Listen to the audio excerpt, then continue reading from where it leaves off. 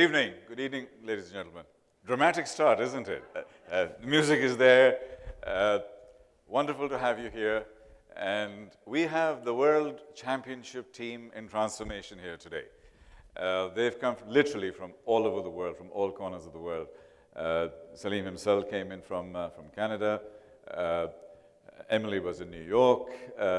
Rob was in Singapore. So literally coming from all over the place. And we're delighted to also have Jerome Glenn, who is a futurist and an absolute master.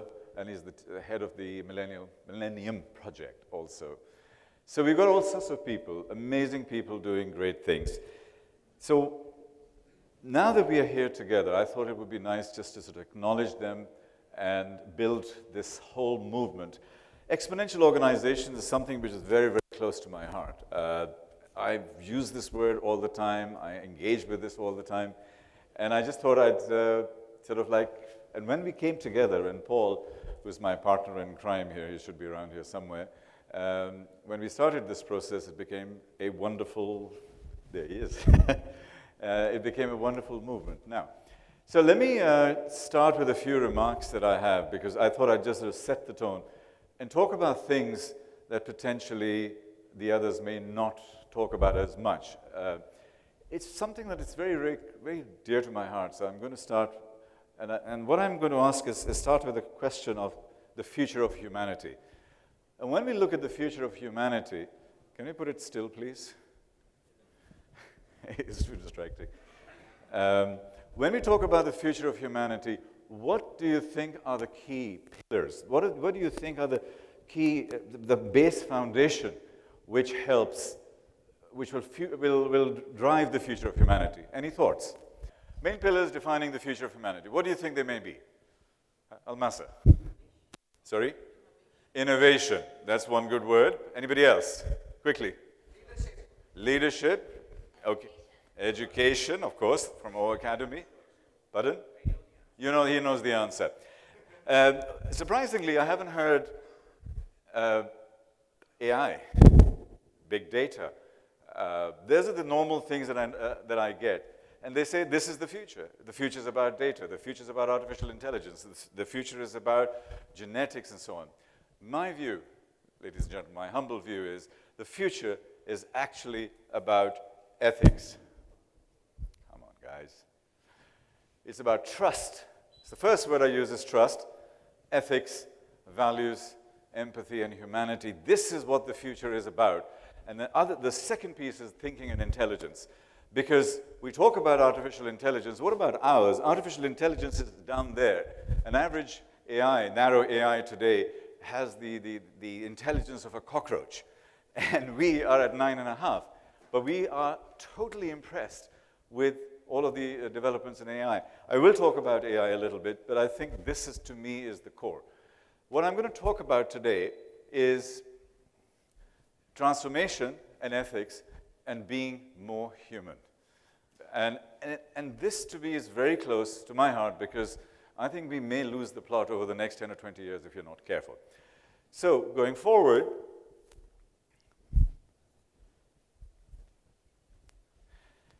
a lot of people have seen this video, talking about transformation. This is transformation in front of your eyes. This is the city that you're living in. This is the city you're visiting. I used to live in that middle apartment here when I came 27 years ago. And this is happening in our lifetime. Now, the reason I put this thing up is this is the speed of change. This is how things are going on in this world. Now, Dubai, brand Dubai is very powerful, so it's generally, this thing is quite famous.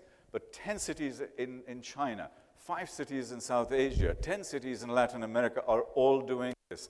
And as we go forward, urbanization will actually take us exactly there. Now, looking forward, this is what Dubai sees itself to be.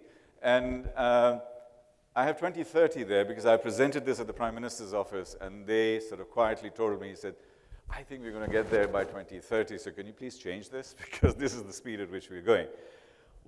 The point I'm trying to make here is there's a lot of technology in there. What's missing there? There are no trees. Where are the kids? Where is the warmth? Where is the art? We're surrounding you with art and culture. This is what's missing. So what we need to do is not just put technology into Dubai or in a place, a growing, transforming place, but put humanity back in, put love back in. And that is the future, ladies and gentlemen, how to put love back into our lives and into our future as we build our future. Now, as we go forward, one of the things, I mean, this is a short opening set of remarks, so I won't go into detail, but one of the key things I wanted to talk about today is climate change. Climate change is fundamentally going to change our lives.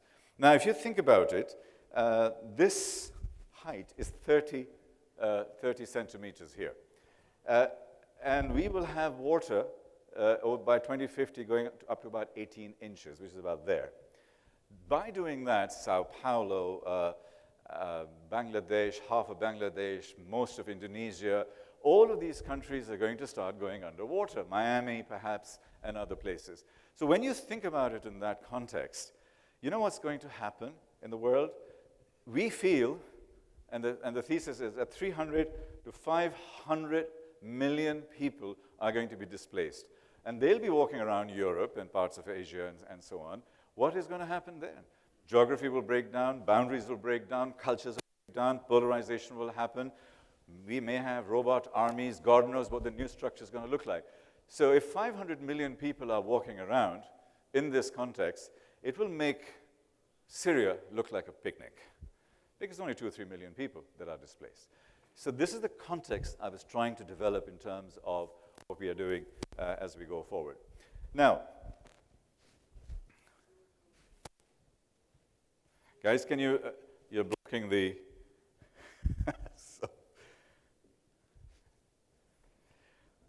the 3 words that come to my mind when I look at the future is abundance, convergence, and exponential.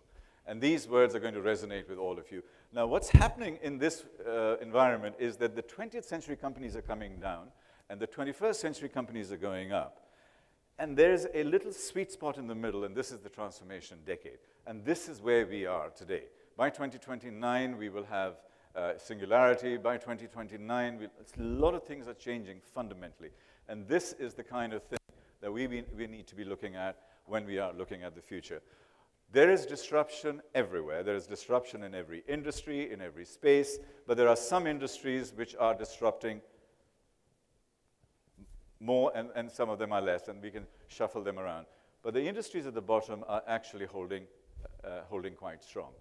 Now, the way forward, let me just go through a couple of images and a couple of slides. We're moving from mass customization, from mass production to mass customization. 3D printing is going to redefine that. We are moving from, in the future of construction, by building a building like that, which is a real building, 57 stories in 19 days built by robots. This is real, and that number is going to go down. If we have anything to do with Moore's law, this building should be built in 7 days. So what's going to happen to the future of construction? Intelligent wallpaper. In the future, wallpaper is going to give you your temperature, body, whatever you need. It'll talk to you. It'll talk to you about law, about your business. Actually, you can just look around, talk to the wall, and the wall will give back information to you. This is what's happening as we go forward. Customer service might look like that. This is another thing. So AI will be driving a lot of these things, and there are issues around AI which we will be discussing later on, and I dare say Salim in his remarks will talk about this. However, while we're looking at AI, why don't we just look at some other elements of AI, how AI can actually help. Now, there are a few people here who are older than 21. They may be thinking about aging. AI can actually help identify the genes by which you can, actually find what ages you. Because if you look at dolphins, if you look at reptiles and so on, if you look at their genes, how they age, and you can break down the gene sequencing, which now is being enabled, you can actually stop aging and start reversing aging. So these are the kinds of things that AI could be working with. What about digital immortality, which is another one which we're looking at, where you can be a hologram and capture all of the essence of your memories and your complete digital footprint. Guys, what's going on? Okay, so effectively, if you want to go and talk to Einstein, if you want to go and talk to, Napoleon, we could actually potentially do that if you start capturing it. Salim can be completely immortalized digitally, And 100 years from now, his children and great-grandchildren are going to be looking at it again and saying, oh, Uncle Salim was in, Granddad Salim was in there, and you can talk to Salim as a person in a hologram format. And this is what's happening. Now, the reason I'm sharing some of these things with you is, what are the ethical issues around AI? And why can't we just use AI for good? And if we can just focus and tilt it in that direction, perhaps this is a good way forward. So, the conclusion is, and I think it's not a surprise, that anything and everything that can be digitized will be, because it'll be 1,000 times cheaper and 1,000 times more efficient and faster, so why wouldn't you do it? But anything and everything that cannot be digitized, love, intuition, humanity, connection, warmth, relationships, critical thinking, common sense, those are the things will be 1,000 times more valuable. And that is where we end up focusing. And what shouldn't really be a domain of AI, in my view, and perhaps when we have the conversation afterwards, we'll talk about these elements that they shouldn't actually be given, and you know, AI should not be a part of this particular process. Let's say it with that, as far as the humans are concerned. Now, within AI, these are some of the things that we are looking at in terms of the moral code of ethics within AI. And I know there are a lot of specialists and experts in this room on this particular aspect. So my humble apologies to them if I'm missing out. But the key thing to me is the essence and the spirit of what we are discussing as far as AI is concerned. We need to take responsibility because we are driving this. Now, what we have to do now,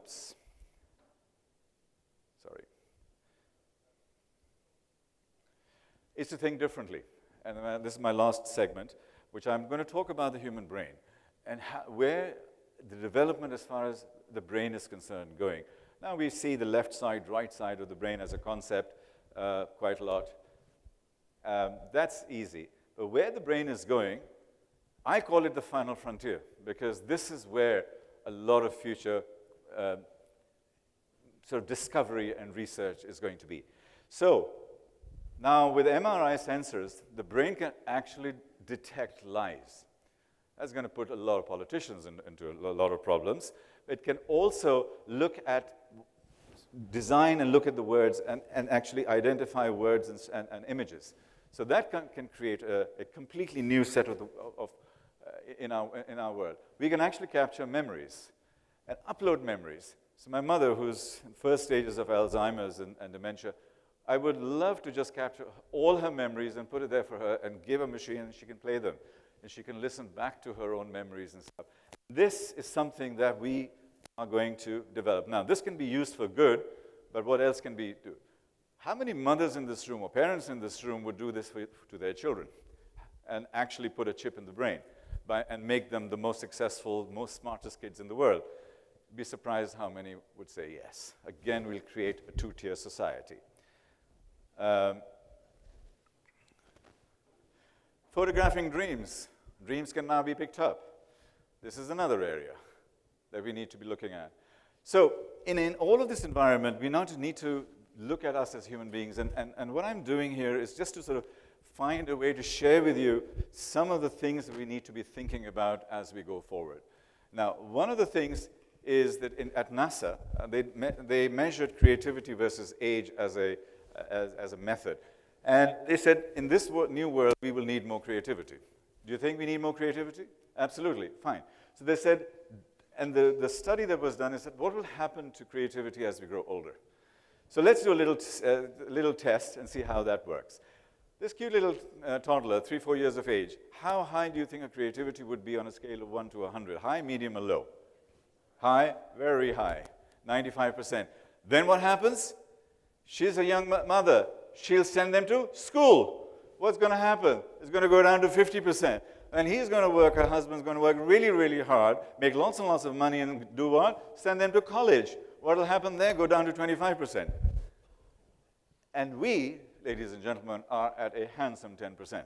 So we have spent all our life, essentially, to dumb ourselves down. And so we are basically dumbing ourselves down. And I think this, to me, is one of the things that we need to look at. This is the education system. These are our learning systems, particularly in this new world. Another key thing is intelligence. We have multiple intelligence. At university, what are we measured on? A couple of things: verbal, numerical, and a little bit of emotional intelligence, right? What about spatial intelligence? What about sensual intelligence? What about creative intelligence? What about spiritual intelligence? All of these things we actually have, and we just don't use them. We don't practice them much more. And this is part of what we are looking at as we go forward to really compete in this world of AI and robotics and machine learning and so on, because this is our differentiator. This is the only thing that differentiates us. So this is why I'm calling the brain as the final frontier. I was at a wonderful concert in Turkey earlier on this week on Monday. It was called Listening for Infinite Possibilities.